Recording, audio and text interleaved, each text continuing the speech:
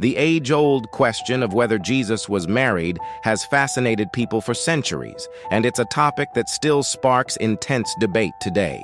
While many of us might picture Jesus as a celibate figure focused solely on his divine mission, the truth is, this question isn't as straightforward as it might seem. Let's dive into what we actually know. The four canonical Gospels, Matthew, Mark, Luke, and John, make no explicit mention of Jesus being married. But here's where it gets interesting. In Jesus' time and culture, marriage was practically universal. A Jewish religious teacher or rabbi being unmarried would have been highly unusual, even controversial. Some scholars point to intriguing hints in ancient texts.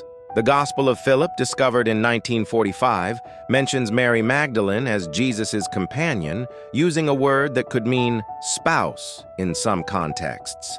And then there's the famous Gospel of Jesus' Wife fragment that made headlines in 2012, though it was later proven to be a modern forgery. But think about this. If Jesus had been married, wouldn't such an important detail be mentioned clearly in the Bible?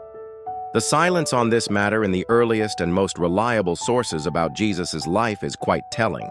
Early Christian writers, who documented so many aspects of Jesus' life, never mentioned a wife.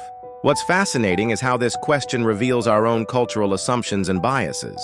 In our modern world, we often try to make historical figures more relatable by viewing them through our contemporary lens. But maybe the real question isn't whether Jesus was married, but why we're so interested in knowing.